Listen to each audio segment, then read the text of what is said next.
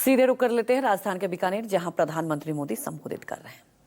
अश्विनी वैष्णव जी, अर्जुन राम मेघवाल जी, राजस्थान की उप मुख्यमंत्री दिया कुमारी जी, प्रेमचंद जी, राजस्थान सरकार के अन्य मंत्रीगण, संसद में मेरे साथी मदन राठौड़ जी, अन्य सांसद और विधायकगण और मेरे प्यारे भाइयों और बहनों, आप सभी यहां इतनी विशाल संख्या में आए हैं और इतनी भयंकर गर्मी के बीच, और आज इस कार्यक्रम से देश के 18 राज्य और केंद्र शासित प्रदेशों से भी लाखों लोग ऑनलाइन आज यहां हमारे साथ जुड़े हैं। अनेक राज्यों के राज्यपाल, मुख्यमंत्री, लेफ्टिनेंट गवर्नर, अन्य जनप्रतिनिधि आज हमारे साथ हैं। मैं देश भर से जुड़े सभी महानुभावों का, जनता जनार्दन का अभिनंदन करता हूं। भाइयों और बहनों, मैं यहां पर करणी माता का आशीर्वाद लेकर आपके बीच आया हूं। करणी माता के आशीर्वाद से विकसित भारत बनाने का हमारा संकल्प और मजबूत हो रहा है। थोड़ी देर पहले विकास से जुड़ी 26,000 करोड़ रुपए की परियोजनाओं का यहां शिलान्यास और लोकार्पण हुआ है। मैं इन परियोजनाओं के लिए देशवासियों को, राजस्थान के मेरे भाई बहनों को बहुत बहुत बधाई देता हूं। साथियों, विकसित भारत बनाने के लिए आज देश में आधुनिक इंफ्रास्ट्रक्चर बनाने का बहुत बड़ा महायज्ञ चल रहा है।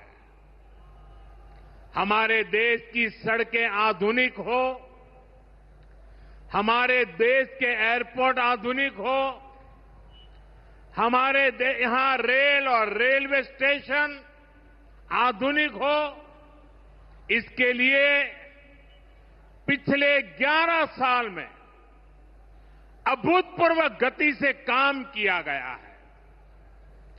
आप कल्पना कर सकते हैं, इंफ्रास्ट्रक्चर के इन कामों पर देश पहले जितना पैसा खर्च करता था, आज उससे 6 गुना ज्यादा पैसा खर्च कर रहा है। 6 गुना ज्यादा। आज भारत में हो रहे इन विकास कार्यों को देखकर दुनिया भी हैरान है। आप उत्तर में जाएंगे तो चिनाब ब्रिज जैसा निर्माण देखकर लोग हैरान हैं। पूर्व की तरफ जाएंगे तो अरुणाचल की सेला टनल, असम का बोगीबिल ब्रिज आपका स्वागत करते हैं। पश्चिम भारत में आएंगे तो मुंबई में समंदर पर बना अटल सेतु नजर आएगा। सुदूर दक्षिण में देखेंगे तो पंबन ब्रिज मिलेगा, जो अपनी तरह का देश का पहला ब्रिज है। साथियों, आज आज भारत अपनी ट्रेनों के नेटवर्क को भी आधुनिक कर रहा है। ये वंदे भारत ट्रेनें, अमृत भारत ट्रेनें, नमो भारत ट्रेनें, ये देश की नई गति और नई प्रगति को दर्शाती है। अभी देश में करीब 70 रूट पर वंदे भारत ट्रेनें चल रही है। इससे दूर सुदूर के इलाकों में भी आधुनिक रेल पहुंची है। बीते 11 साल में सैकड़ों रोड ओवरब्रिज और रोड अंडरब्रिज का निर्माण किया गया है। 34,000 किलोमीटर से ज्यादा के नए रेल ट्रैक बिछाए गए हैं। अब ब्रॉडगेज लाइनों पर मानव रहित क्रॉसिंग, वो बात इतिहास बन चुकी है, खत्म हो चुकी है। हम मालगाड़ियों के लिए अलग से स्पेशल पटरियां, डेडिकेटेड फ्रेट कॉरिडोर का काम भी तेजी से पूरा कर रहे हैं। देश के पहले बुलेट ट्रेन प्रोजेक्ट पर काम चल रहा है और इन सबके साथ ही हम एक साथ देश के करीब 1300 से अधिक रेलवे स्टेशनों को भी आधुनिक बना रहे हैं। साथियों, आधुनिक हो रहे इन रेलवे स्टेशनों को देश ने अमृत भारत स्टेशन का नाम दिया है।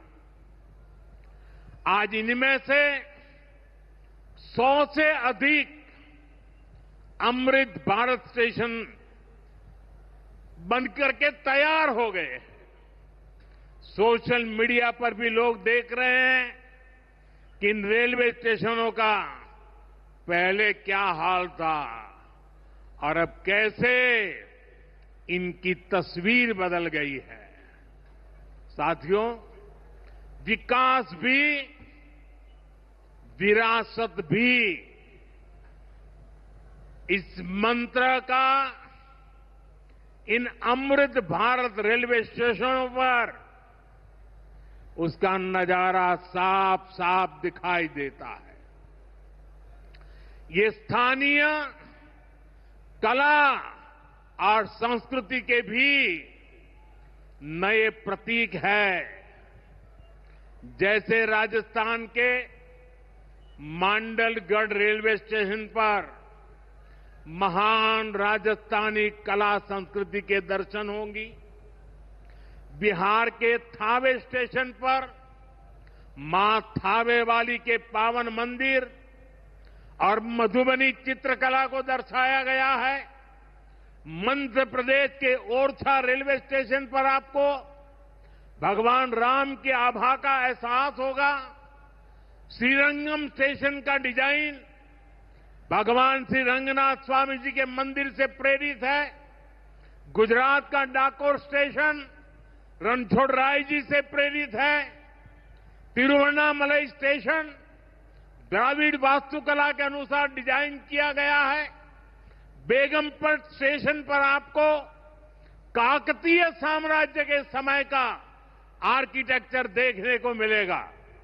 यानी हर अमृत स्टेशन पर आपको भारत की हजारों साल पुरानी विरासत के दर्शन भी होंगे।